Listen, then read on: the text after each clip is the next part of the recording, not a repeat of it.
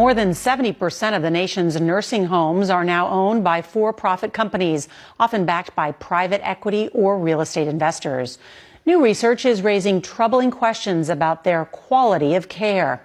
CBS News contributor Lisa Ling first encountered these questions through her own family's experience, but soon found out she's not alone. Here's tonight's Eye on America. This is Berkeley East, a for-profit skilled nursing facility in Southern California where my 92-year-old mother-in-law, Grace Song, spent a month after a hospitalization. When you go through all this stress, I'm just so deadly tired. I began recording her during my visits after she told me she struggled to get the attention of staff. And medication she says she was told to take promptly at 8 a.m. routinely came hours late. So then you're starting to panic because so much time is passing by. So I was pushing the bus to find out what's going on.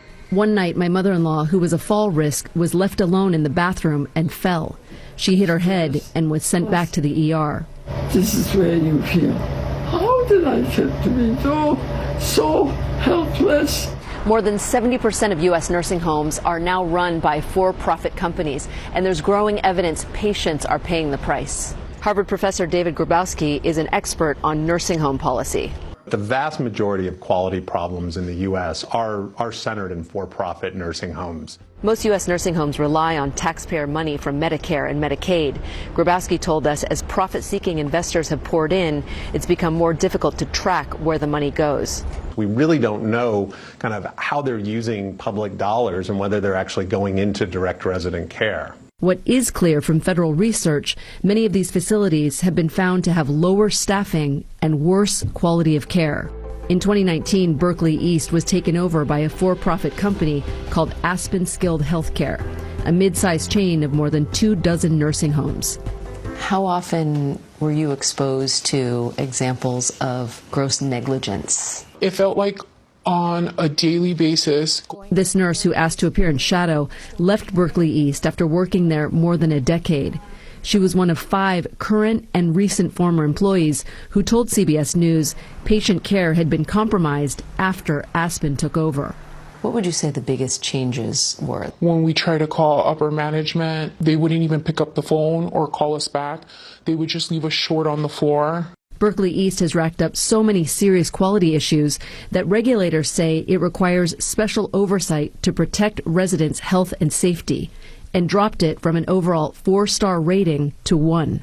Labs weren't being reported in a timely manner. Patients weren't given their medications on time. She also alleges that during the pandemic, Aspen took steps to conceal staff shortages from the state health department by listing names of nurses who appeared not to be working there on internal staff reports. These nurses were nowhere to be found in the system. While Berkeley East operated at a loss, data from its most recent financial records show overall Aspen's facilities reported more than $27 million in annual profits.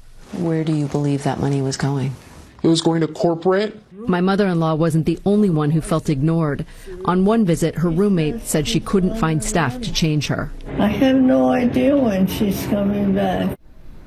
Aspen Skilled Healthcare declined to comment for this report. It recently replaced managers at Berkeley East and has reported staff levels that exceed state and federal requirements. In a statement, an industry lobbying group said it supports financial transparency and accountability, but says these issues distract from others like chronic government underfunding and a growing worker shortage. Nora? Lisa, thank you for your reporting.